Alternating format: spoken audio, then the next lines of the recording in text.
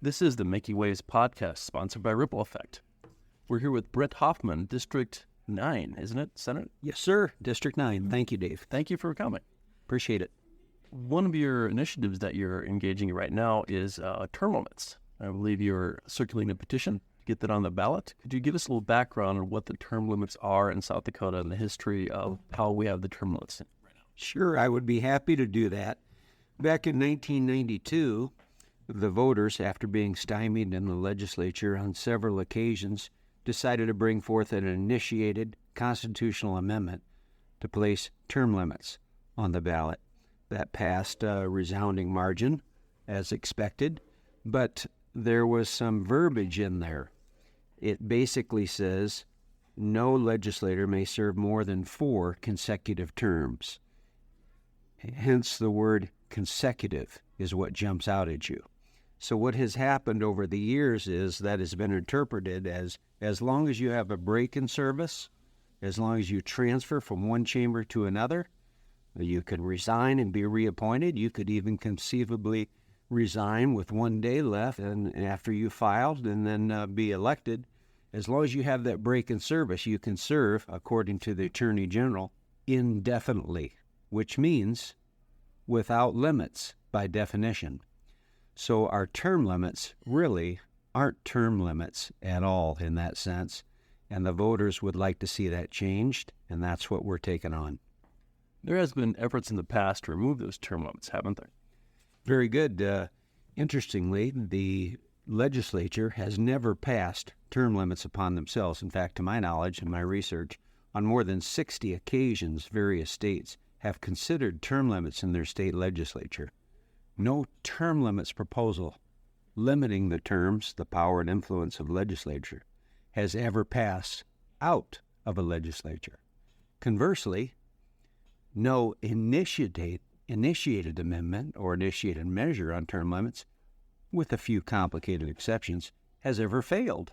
So you can see the disconnect there between an initiative and the legislative process. So the voters originally put that on the ballot, and that passed, and then twice subsequent to that, the legislature has attempted to weaken and then to remove entirely, most recently in 2008, to remove term limits. That failed on a 74-26 vote. The initiative that you're proposing, is that a constitutional amendment or an initiated measure? It's a constitutional amendment. Since the Constitution specifies the terms and qualifications of the legislatures, it must be modified through the constitutional amendment process. Same thing really at the federal level. The reason we can't pass term limits on our federal legislators at the state level is because it's in the United States Constitution. So at the state level, if we want to change the length of terms, the term limits, the qualifications, whether it's age or otherwise, has to come through the state constitution in the form of an initiated constitutional amendment. That stands to reason. So you need 35,000 signatures to get that on the ballot. Yeah, a little bit north of that. I think it's 35,017 or something to that effect. But, of course, that would be a fool's errand to strive for that number. You typically want to get at least 15, 20% more. So we're shooting for 40 to 45,000 signatures. And I'll admit it's a daunting challenge to do that. How would your constitutional change the term limits as they stand now? I mean, what is the difference? Well, that's a great question. And as I at least inferred earlier, basically it removes that word consecutive. Instead of may not serve more than 4 consecutive terms, it says may not serve more than 8 years. 8 years in the state house, 8 years in the state senate, for a maximum of 16 years. Again, currently, there is no maximum of 16 years. There's no maximum of 30 years or 50 years. It's indefinite, without limits. As long as there is a break in service through some means, they can serve forever. And some do serve a much longer period of time.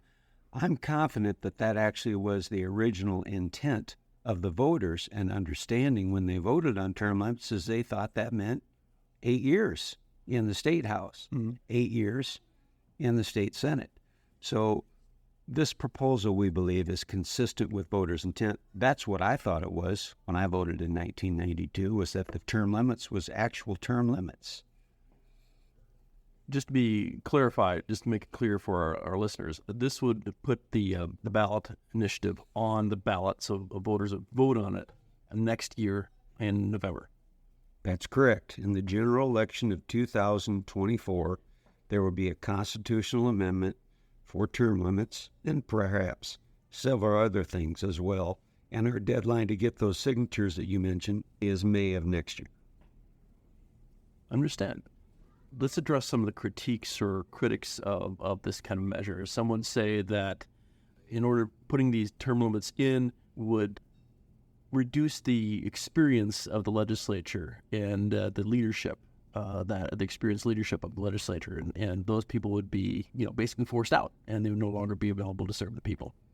Well, it's a good question or point. It's probably one of the three main objections which I hear to term limits, which, admittedly, is a small minority. Typically, voters, depending on which poll you look at, support term limits somewhere between 62 and 80%.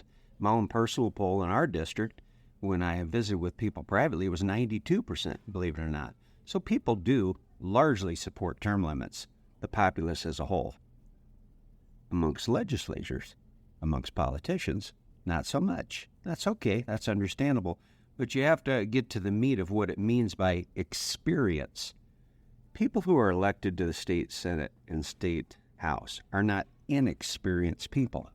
One of my colleagues is the principal manager for an energy firm and is the most experienced person in both houses on energy policy. Another is a very experienced and dedicated surveyor and county person, is the most experienced person in both houses on county issues and funding. Those are both freshmen with just days of experience. But within a week or two, they are some of the best legislators in both houses. And that's Steve Colbeck and Randy Dybert I'm referring to, and I can give you a lot of examples. There's not an inverse relationship between how long someone has been in the legislature and their effectiveness. Some new people are as effective as some people who have been there for a long period of time. Some people who have been there a long period of time are very effective. It's not an issue of experience per se, because we're each bringing from our jobs, our position, raising a family, building a home. That's the experience you bring to the political process. And yeah, there's some experience to be gleaned from learning how to make a motion and how to cast a vote. But again, people have already served on the city councils, on school boards, on a wide range of other things. Experience is usually an argument made by experienced politicians, frankly, and it's a bit of a presumptuous argument, if you will. You mentioned that there's three main critiques. What are the other two? Two is we already have term limits in the form of elections.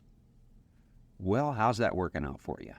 The reality is it's rare to challenge an incumbent and to beat one. And frankly, there are many bright, engaging, hardworking people that would like to run for office, that would consider serving their state, but they simply don't step forward because this guy never leaves. So from the standpoint of an election, if we believe elections is where things like this should be determined, then let's have an election about term limits. Let's put that on the ballot. And as I already mentioned, I'm confident it'll pass if we get those signatures and get it on the ballot, because every time it has always been considered in an initiated way, it has always passed. Every time it has been considered within a legislature, it has always failed. That's why we're not ever going to see term limits come out of Congress, because Congress is not going to limit their own power.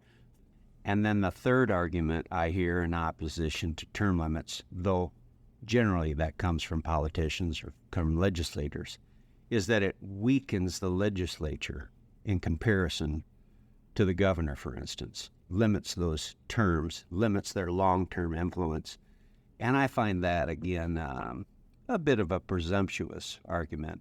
Not a strong one, certainly. In fact, ironically, I was the only legislator this past session to present a rule change that would have strengthened the legislature in comparison to the gubernatorial powers. So I certainly am not thinking that weakens the legislature in any way. In fact, in my opinion, there's only one thing that truly weakens the legislature, and that's weak legislators. Electing weak legislators, not challenging weak legislators.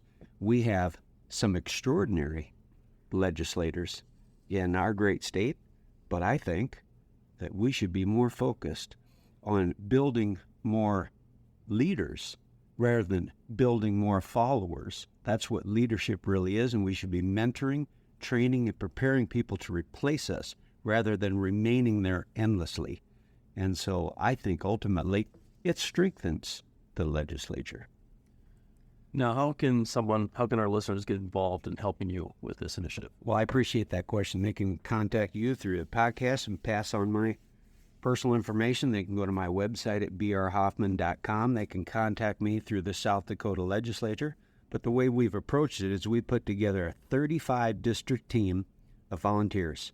One person in each district who is our term limit person, and they are gathering petition signatures, educating the public, and have a list of frequently answered questions, of a copy of the Attorney General's statement, of course, the petitions themselves, and we really, of course, could use help in that effort. Any final thoughts? No, I appreciate the opportunity to talk about this. I think it's an important issue for the public to be engaged in this process, and I'm hoping in the end that we'll be successful. I appreciate the opportunity. Well, thanks for being on our podcast. Thank you, sir.